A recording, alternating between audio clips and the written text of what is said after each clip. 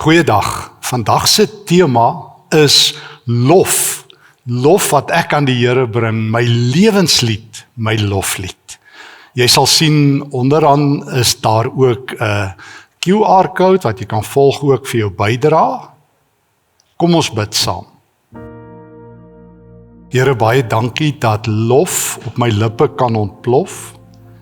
Baie dankie Here dat lof my nuwe lewenslied is. Dankie dat ek leer by Johannes om te sing, dat ek leer by Moses om 'n nuwe lied te kry. Dankie Here dat ek tot in lengte van dae U naam in Jesus se naam kan loof. Amen. Dit is 'n aantal monnike in 'n klooster in suide van Frankryk wat agtergekom het dat as hulle klassieke musiek speel vir hulle beeste, hulle koeie terwyl hulle die melk, dat hulle beter melkproduksie kry wanneer hulle na Mozart luister. Dit is die St. Agnes Hospitaal in Baltimore in Amerika wat agtergekom het dat as hulle klassieke musiek vir hulle pasiënte wat krities siek is speel, dat dit dieselfde effek het, kalmerende effek as wat 10 milligram kalmeermedisyne op hulle het. Dit is die Washington State ouens wat agtergekom het dat as hulle vir immigrante terwyl hulle nuwe Engels leer, vir hulle terselfdertyd Mozart se musiek speel, dat hulle die helfte vinniger leer as ander mense. Studie op studie het bewys dat musiek en met name Mozart se musiek 'n geweldige effek het op breinvorming. Ek onthou dit want ek het so 'n boek op my rak wat ek een keer gelees het, The Mozart Effect, wat dit beskryf, waar navorsing sê dat musiek nie net jou lewe raak nie, maar dat dit jou brein verander. Ek onthou die skrywer vertel in hierdie eerste hoofstukkie, as hy oopmaak, hy sê, in an instant, music can uplift our soul. It awakens within us the spirit of prayer, compassion, and love. It clears our minds and it has been known to make us smarter.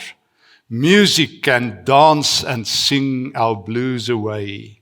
It lets the child in us play, the monk in us pray. It lets us dance. It helps the stroke patient to find language and expression. Music is a holy place. Ek meen, jy kan nêrens in die wêreld kom nie, of jy hoor musiek. Jy sal nie op 'n stadion ergens by enige sportbyeenkoms kom nie, of jy sal Sweet Caroline hoor en jy sal dit kan saam sing. En as jy op loftes is, gaan jy kaptein hoor en jy gaan sing. En jy gaan in enige religieuse byeenkoms in die wêreld instap en Amazing Grace hoor en dit sal onmiddellik met jou resoneer. Musiek is vanaf ons wieg tot by ons graf deel van ons lewe.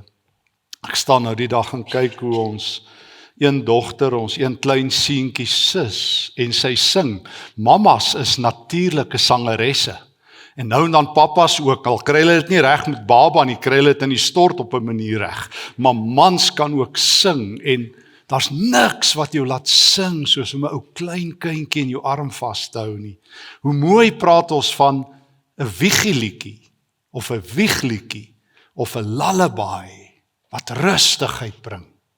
En ek onthou tot vandag toe ek my pa en my ma, toe hulle begrawe is, onthou ek tot vandag toe ek by my pa se graf gestaan het, ek onthou ek het gesing, ek sien 'n nuwe hemel kom. Het ek dit met my lewe geglo, dit het vir my hoop gegee, dat ek my liewe pa weer gaan sien. Want daar's 'n nuwe hemel op pad. Musiek is lewe. Daar's nie musiek in die hel nie. Letterlik en figuurlik nie. As ek Openbaring lees wat 7 keer my in die hemel invat, en dan ontplof lof, en ons gaan een van hulle sien volgend. Maar in die hel sing niemand nie, dit is skree en pyn. Sonder musiek is die lewe hel, bid jou aan. Jy sit jou radio aan en daar's nie musiek nie. Bid jou dit, jy gaan sit op 'n stadion en daar's nie musiek nie. Bid jou aan, hoe is die lewe? Dit is deel van die hel. God het musiek aan ons gegee. En musiek, die regte musiek, is nie maar net mooi nie, dit verander ons. Daarom het baie mense musiek as lewensstellings. Wie van ons onthou nie Frank Sinatra se I Did It My Way. Dit was 'n stelling. Of Fleetwood Mac, You Can Go Your Own Way.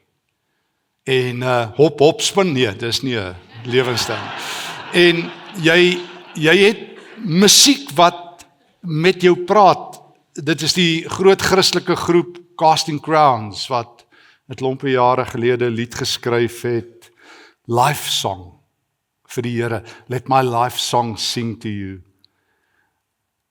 En dit is so, ek onthou 'n klompie jare gelede was daar 'n sitcom, Ally McBeal, waar die sielkundige gesê het, ons elkeen het 'n liedjie nodig wat jou lewe verwoord, en toe het ek my liedjie gekry. Ek gaan nou nie al die redes gee nie, maar ek het so 'n liedjie in my kop partykeer as mense met my praat, van Billy Joel, We Didn't Start a Fire, en dink ek, nee, We Didn't Start a Fire. So ek sing hom baie keer in my hart as mense met my beklei en stry oor die kerk. Dit is 'n ander gesprek. Maar feit bly, die Nuwe Testament en die Ou Testament, ek is seker ek sou Paulus, as ek vir hom gevra het, Paulus, wat is jou life song? So hy vir my gesê het, jy moes dit raak gelees het. Vir my is om te lewe Christus. Filippense 1 vers 21. En as ek vir Joshua in die hemel sou raakloop en ek sou vir hom vra, Joshua, wat is jou life song, jou lewenslied gewees? Sou hy gesê het, jy moes dit gehoor het in Joshua 24 vers 15, ek en my huis, ons het die Here gedien. En ek is seker as jy vir Habakuk vra, sou hy gesê het jy nie die slot van Habakuk gelees nie, al sou die vyeboom nie bot nie en daar geen druiwe aan die wingerde wees nie en die olyfoes misluk, nogtans sal ek in die Here jubel. Nogtans sal ek oor die Here sing, die Here my God maak my voete soos die van 'n ribbok. Op hoë plekke laat hy my veilig loop. O, sonder musiek en sonder 'n lied is jy in die hel. En daarom vandag se teks, 2 van hulle. En ons sluit aan by Exodus hoofstuk 15.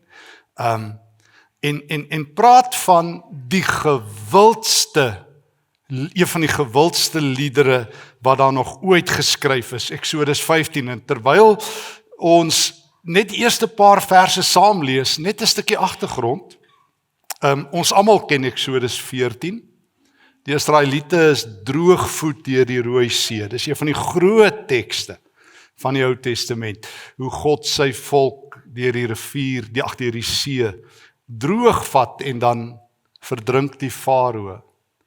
En dan gebeur 'n merkwaardige ding met Moses. Die leier, die kryger, word 'n sanger. Hy sing 'n loflied. En sy suster Miriam sing saam. Hulle loof die Here. Maar ek wil net, as ek mag, saam met jou die eerste paar verse van Moses se geweldige lied lees. Toe het Moses en die Israeliete die volgende lied tot eer van die Here gesing. Ek wil tot eer van die Here sing, omdat hy hoog verhewe is. Perd en strydwa het hy in die see geslinger.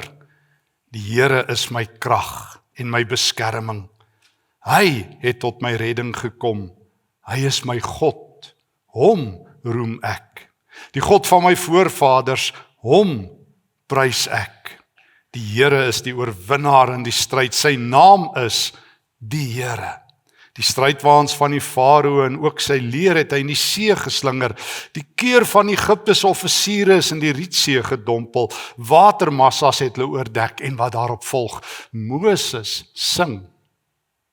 Ek onthou ek het een keer 'n toneelstuk gekyk oor Afrika, waar die koor refrein was, When Africa cries, Africa sings. Ons sing as ons wen, ons sing as ons 'n trofee in die lug hou, ons sing as ons hartseer is, ons sing as ons bly is. Maar ek het gesê, hierdie is een van die grootste liedere. Geliefdes, hierdie is een van die grootste liedere. Nou, ons weet van treffers. Ek hoef nie eintlik te verduidelik wat beteken dit as ek sê 'n lied is op die treffersparade nie. Ek onthou, ons het almal, die van ons wat ouer is, ek onthou in my hoërskooljare het ons sondaande na kerk, ons kon nie wag laat dominee gou genoeg amen sê, ek moet maar bely, dat ons LM Treffersparade gaan luister. En as dominee lank gepreek het ons gevoel, ons gaan bietjie die eerste liedjie mis, maar dis 'n ander storie. Maar feit bly, as 'n lied op die Treffersparade is dit groot. Ek sien in die Guinness Book of Records, die mees opgeneemde lied van alle tye, is Gershwin se Summertime. Die tweede naaste aan dit is Paul McCartney se Yesterday. Maar het jy geweet, die grootste lied in die hele heelal, wat heropgeneem is as jy wil, is Moses se lied wat ons so pas gelees het. Hoe weet ek dit? Want ek wil saam met jou na Openbaring 15 toe blaai. Jy sal dit nie glo nie, maar Moses se lied het so gewild geword, dat die hemelse skare dit sing, en dat jy en ek wat hier sit vandag dit gaan sing. Dit is een van die treffers van die hemel. Dis een van die liedere wat ons vir altyd gaan sing. Die hel het nie musiek nie. Openbaring het net musiek. Die taal, die lingua franca, die spreektaal van die hemel is lof. Dit is lewensbelangrik, maar dis die punt van vandag se boodskap. Die spreektaal van die hemel is lof. Dis nie die aardse spreektaal nie. Skokkend genoeg is dit nie eers die spreektaal van die meeste Christene nie.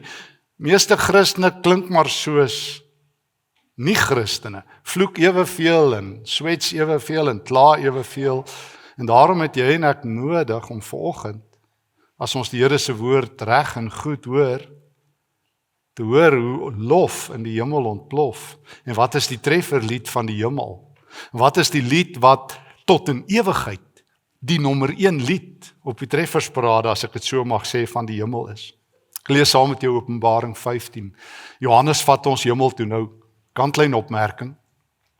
Openbaring is die boek waarvoor meeste Christene so bang is. Dis omdat dit in die hande beland het van al hierdie ouens wat die Bybel pleeg, wat vir ons allerlei nonsens oor Openbaring vertel. Maar het jy geweet, daar 7 aangrypende geleenthede wat jy in die hemel kan instap. En al wat jy hoor in die hemel, is die treffersliedere van die hemel. In Openbaring 4 vat Johannes, gaan hy in die hemel in, en hy sien God, en hy hoor hoe God aanbid word. In hoofstuk 5 daag Jesus op, en daar's aanbidding. In hoofstuk 7 gaan Johannes na die einde van die wêreldgeskiedenis toe, en hy hoor hoe die lam en God aanbid word. Openbaring 15, Openbaring 11, Openbaring 16, Openbaring 19, maak nie saak nie, is die treffersparade van die hemel. En ons sluit by hoofstuk 15 aan. En ek lees saam met jou, Johannes vertel net vir ons, en ek het 'n ander teken in die hemel gesien. Dit was baie groot en indrukwekkend. Daar was 7 engele met die 7 laaste pla. Wanneer hulle begin optree, kom God se woede finaal tot 'n einde. Toe het ek iets gesien wat lyk soos 'n see wat van glas gemaak is. Dit was vermeng met vuur. Ek het ook mense gesien wat die bose dier oorwin het en sy standbeeld en die getal waarmee sy naam verbind word. Hulle het by daardie see gestaan wat soos glas gelyk het. Hulle het harpe vasgehou wat hulle by God gekry het. Johannes sien in die hemel in. Hy sien jou toekoms, hy sien my toekoms. Dit is belangrik. Ek wonder altyd hoekom sê Christene, hulle weet nie hoe lyk lewe na die dood nie.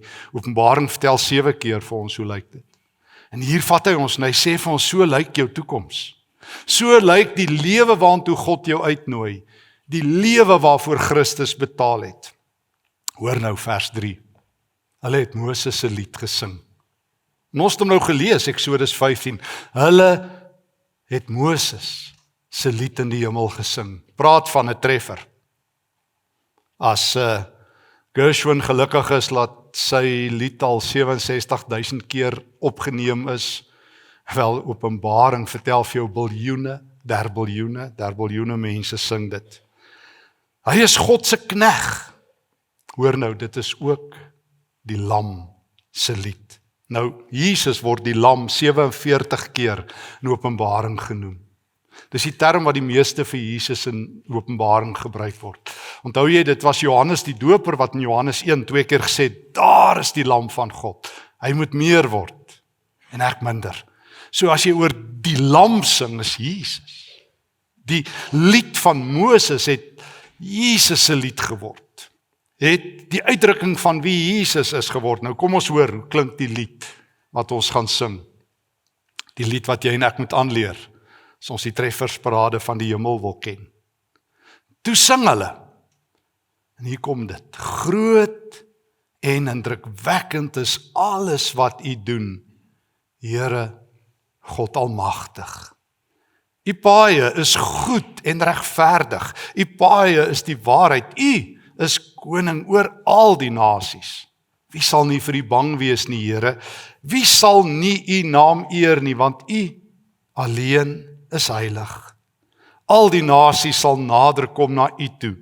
Hulle sal in aanbidding buig voor U, want U goeie en regverdige dade is oral bekend. Almal weet daarvan. So klink die lied wat die hemel sing. So klink die lied waarna ons nou reeds uitgenooi word. Want hier's die geheim. Hier's die geheim. Die hemel is nie verborge kennis nie. Die hemel is nie gesluit nie. God het vir Paulus en Johannes en Petrus en al die skrywers van die Nuwe Testament uitgenooi en gesê, kom kyk 'n bietjie. Kom loer as te ware deur die sleutelgat van die hemel. En dan gaan vertel julle vir my kerk. Toe Paulus oor die hemel en oor Christus geskryf het, het hy 'n paar keer vir die mense in Kolosse en in Efese, het hy vir hulle gesê, God het vir my toestemming gegee om sy geheime uit te vertel. Paulus gebruik die beeld van die geheim wat uitgelek het. Maar Johannes beskryf dit sommer. Hy sê nee, ek was daar, ouens, en dis wat gaan gebeur. Ons gaan God loof. Hy vat ons hemel toe, sodat jy en ek hemel aarde toe kan bring. Kan ek dit gou weer sê? Johannes wil jou en my vir 'n oomblik in die hemel hê, sodat jy en ek vir 'n oomblik kan hoor wat gebeur, kan sien wat gebeur en dit terugbring aarde toe. Baie Christene wil net wegkom van die wêreld. Onthou jy nog laas jaar daar op die 23 September, dit was close of 'n paar manne is weggeraap gewees. Dit was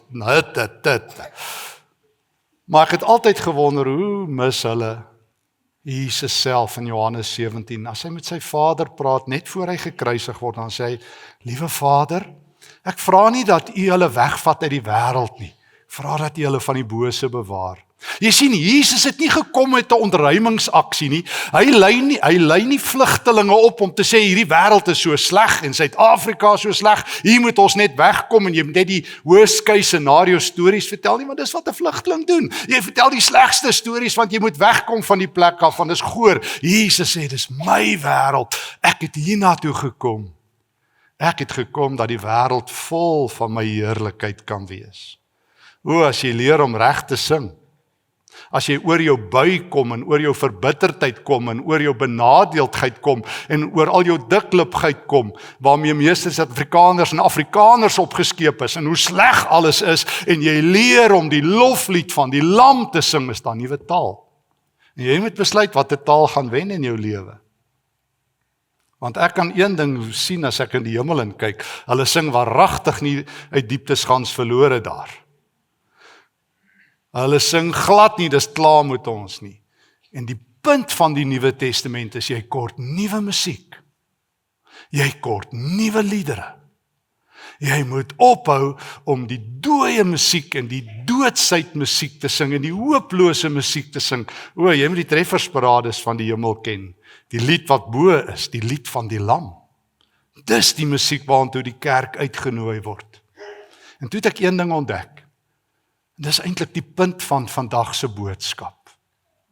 God hoor alle lof.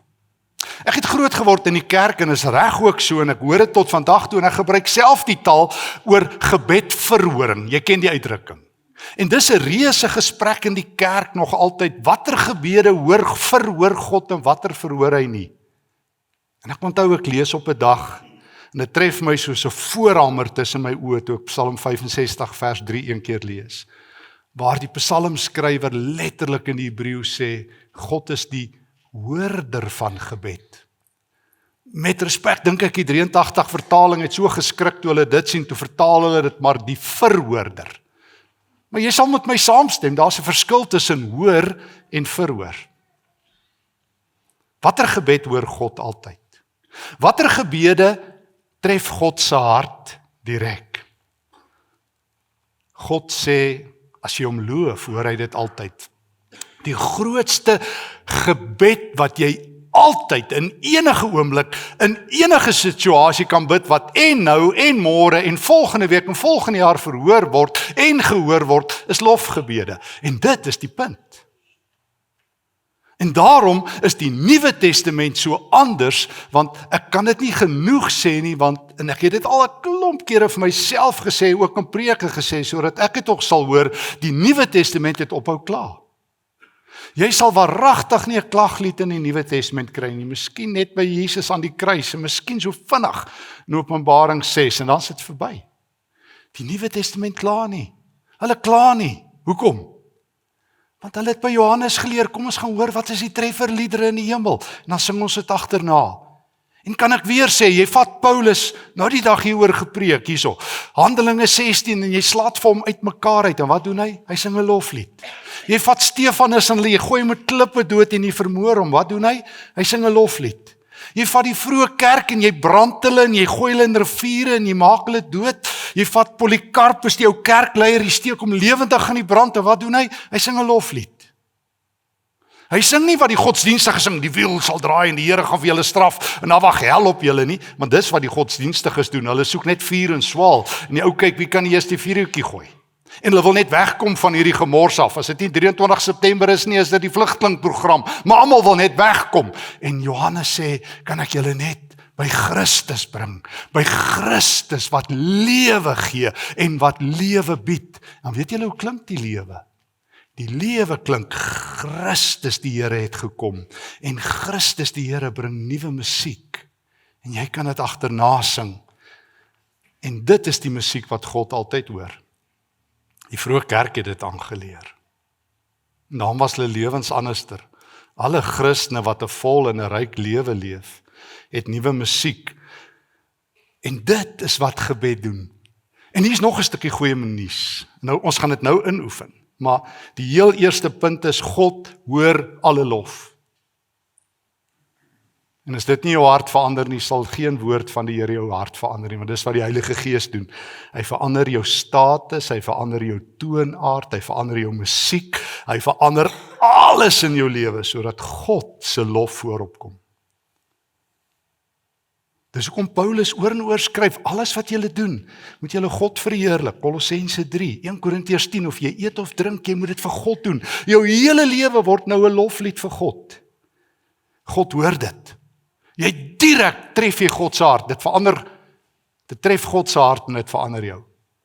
Ek het begin deur te verwys na hierdie Mozart-effek, dat musiek, en veral Mozart se musiek, daar's redes hoekom hulle dit doen. Ek gaan nie nou in detail daaroor hoekom barokmusiek en so aan daai effek op 'n mens se brein het. Maar feit bly, dis nie net dit nie, maar hier's die goeie nuus. 'n Neurowetenskaplikes wat gaan kyk het na die effek van godsdienstige musiek het bevind dat die regte geestelike musiek, en ons het almal verskillende musieksmake, dit is so. Dis hoekom maar baie keer in die kerk wat ek noem hierdie worship wars is, want party ons hou van Engels en party ons hou van Afrikaans en party ons hou van niks en party ons hou van dit. Ons ken mos nou al daai gevegte. Maar feit bly, die geestelike musiek wat met jou resoneer, verander jou. Ek lees 'n studie terwyl ek voorberei het van Newberg, 'n bekende navorser op die effek van geloof op mense se lewens, wat bevind dat die Here het ons so bedraad dat hierdie musiek wat sy hart raak, ons brein verander. As jy God loof, en as jy saam sing, en jy word deel van 'n skare wat God loof, het dit 'n effek op jou lewe, dit verander jou. Aanbidding verander nie net die tekstuur van wat in die hemel gebeur nie, maar ook wat op die aarde gebeur. Hoor die Here se woord. Vat dit 'n slag ernstig. Vat dit 'n slag ernstig, Stefan, jy wat dit preek, en hoorder. Dat dit nie 'n grappie is nie, dat dit nie maar net 'n mooi gebruik is om die Here dankie te sê nie. Dis die som totaal van jou lewe. Dis die som totaal van die Nuwe Testament. Dit verander hoe jy lewe en hoe jy gelukkig is. Dit verander alles as jy leer om te loof. As jy leer om God te loof. Want dit bly die vraag, hoe kry jy dit reg? Jy laat die Heilige Gees toe. Is dit nie die teken, mag ek dit weer sê, ek het die vervulling van die Heilige Gees eers regtig begin verstaan toe ek agterkom, elke keer as Paulus oor die vervulling van die Gees praat, veral in Efesiërs 5, koppel hy dit aan lof. Onthou jy Efesiërs 5 vers 18, hy sê moenie dronk word van wyn nie, daarin is losbandigheid, laat die Gees julle vervul, maar dan gaan hy aan in vers 19, sing onder mekaar, psalms en lofliedere, sing julle geloof. Ek kan nie onthou of ek al vertel het nie, maar ek onthou jare gelede, julle onthou nog vir Randall Wickham, ek onthou ek het op 'n keer, het hy by 'n plek opgetree en ons na die tyd sit en gesels, en hy het op daai stadium het hy hierdie Griekwa psalm so bereim. Ek dink julle sal onthou, baie mense sal onthou. En hy vertel vir my van 'n brief wat hy ontvang het van 'n vrou. En sy skryf hom hierdie brief wat hy sê, dit alles het dit vir hom die moeite werd gemaak, hierdie lofpsalms. Die vrou vertel vir hom, haar lewe is baie swaar. Sy word mishandel en geslaan deur haar man, haar kinders ag haar nie. Toe gee 'n vriendin vir haar, een keer 'n CD, met hierdie Griekwa psalms, en sy het die oggend dit aangesit, en sy sê, voordat sy haarself kry, het sy opgestaan, en so 'n paar draaie gemaak, en die Here geloof. En sy het vir haar 'n koppie tee gaan maak, en sy het vir die Here gesê, Here verskoon my, ek het nou iets gedoen wat mens nie eintlik mag doen nie, ek het nou eintlik 'n bietjie rondgedans op die musiek, en 'n goeie gereformeerde kan ons nou nie dans op musiek nie. Nie vir die Here nie, net op loftes, as jy kaptein hoor, maar nie in die kerk nie. En sy het so 'n bietjie skaam gekry. En die volgende oggend 11:00, toe sy weer 'n koppie tee maak, toe sit sy dit weer aan. En toe het sy weer opgestaan en sy was vrolik en sy het die Here besing. En toe het sy agtergekom haar lewe verander wanneer sy die Here loof. En ek onthou Randall Wickham het gesê dit was dalk die grootste, die een dame wat niemand ken nie, by wie almal verbyloop in die winkelsentrum wat nie geag word nie, maar wie se hart deur die Here geraak is om hom te loof elke oggend 11:00 met 'n koppie tee, het die hoogtepunt van haar lewe geword. Wat kan God nie doen deur musiek nie? Musiek is lewe. Sonder musiek is jy in die hel. Met musiek verander alles as jy dit reg doen. En daarom moet ons dit inoefen. Ons sê dis vir mekaar, God hoor alle lof. Lof verander ons vanaf vlugtelinge uit die lewe na hardlopers na God toe, na mense wat op enige plek kan lewe en gelukkig kan wees. Musiek verander ons as ons God loof. En daarom moet ons dit inoefen en daarom is dit so eenvoudig. Dis so eenvoudig soos om elke gebed met dankbaarheid te begin. Wanneer jy dankvinderig word, as ek weer die woord mag gebruik, dat ek nou die dag gebruik het. En nie foutvinderig nie, vertrou nou Afrikaners om daai woord te hê, maar nie die woord dankvinderig nie, so dis 'n nuwe Afrikaanse woord, om dankvinderig te wees. Ons het nou die dag saam met mekaar, het ons by 'n vorige diens het ek gaan sê, kyk net hoe begin Paulus al sy briewe. Hy het nie genoeg tyd om nog te kla nie, hy begin elke keer dankie sê. Hy soek redes om vir God dankie te sê. Dink net wat sal gebeur as jy 'n dankvinderige persoon is. As jy vir elke geleentheid ietsie kry om vir God dankie te sê. Jy doen dit by jou etes, jy doen dit in jou motor, jy doen dit as jy saam met vriende is en hulle kla, dan raak jy dankvinderig. Jy dank die Here. Wees in alles dankbaar, nie vir alles nie. Dis nie moontlik nie. As jy in die universiteitskoshuis of in die weermag was, kan jy nie vir alles dankbaar wees as jy die kos sien nie. Maar jy kan in alles dankbaar wees. Jy kan in alles dankbaar wees. En dit begin om elke dag God te loof. Om elke dag God te loof, om elke dag te loof. Dit begin wanneer jy hierdie groot lied inoefen. Hoor net weer wat skrywe die die skrywer van Openbaring Johannes. Hulle het Moses se lied gesing. Toe sing hulle: groot en indrukwekkend is alles wat U doen, Here God Almagtig. Dink net wat gaan gebeur as jy jou aandag skuwe om God se handewerke te soek. As ek jou nou vra, wanneer laas jy iemand tot bekering sien kom? Of het jy al moeite gedoen om in die afgelope tyd iemand te sien wie se lewe verander het? Want as jy het, sal jy juig daaroor. Ek staan in die week met my tuinwerker Moses en praat, en hy vertel vir my van iemand wat sy lewe verander het, en ek sien, want ek en hy het elke week 'n gesprek oor die Bybel eers, voordat hy begin werk. My vrou sê, ons gaan nog eendag so lank oor die Bybel praat, laat ons hom gaan betaal om na die Bybel te luister saam met my. Maar dis 'n ander gesprek. En hy vertel my, pa, ek het gesien hoe iemand in die kerk se lewe verander het. En ons sê, prys die Here. So as ek nie van iemand weet nie, gaan ek uitvind van iemand. Groot en ontzagwekkend is alles wat U doen, Here God Almagtig. Ek wil nie soos Habakuk leef in Habakuk 1, toe hy gesê het, Here, waar is U? Ek sien U nêrens nie. Totdat God vir hom geleer het, leer om my te loof. Habakuk 2, onthou jy? Dan sê Habakuk, die hele wêreld moet voor God stil wees, Habakuk 2 vers 20, want hy is in sy heilige tempel. En in Habakuk 3, Here, die hele heelal is vol van die heerlikheid. As jy dan die Here nie in Pretoria kan sien nie, kyk net in die aand op en sien hom in die sterre. Maar hou net aan totdat jy saam met Habakuk en saam met Paulus en saam met die lied wat jy in elk geval in die hemel gaan sing, dit nou alreeds in te oefen. Om te leer sing, groot en indrukwekkend is die Here.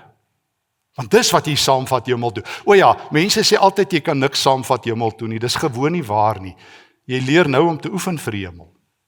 Of jy kry dit reg of jy kry dit nie reg nie. As jy nie leer loof en dank nie, gaan jy by die hemel aankom, dan gaan jy nie die taal van die hemel ken nie. En dis 'n ding, né?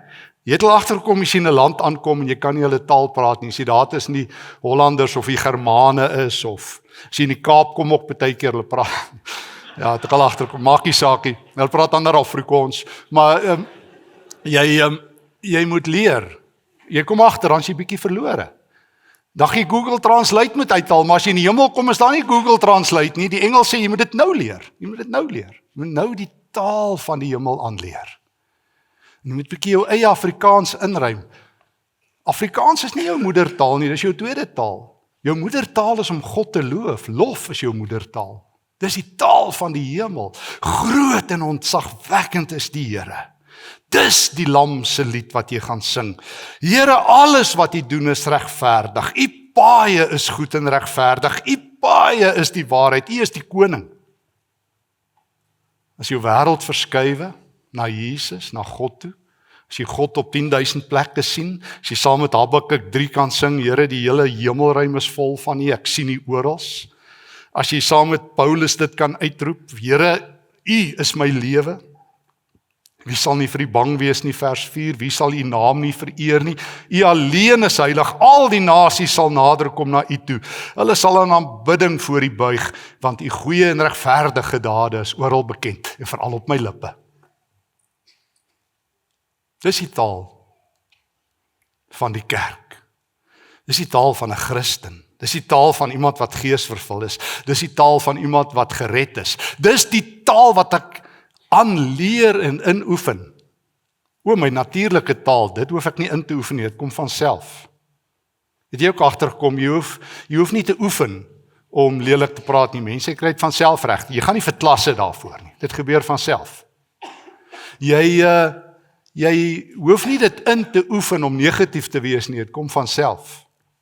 Dis nie asof daar 'n kursus is in negativiteit wat jy moet loop sodat jy mense bietjie meer negatief oor Suid-Afrika kan kry. Dit gebeur sommer van self.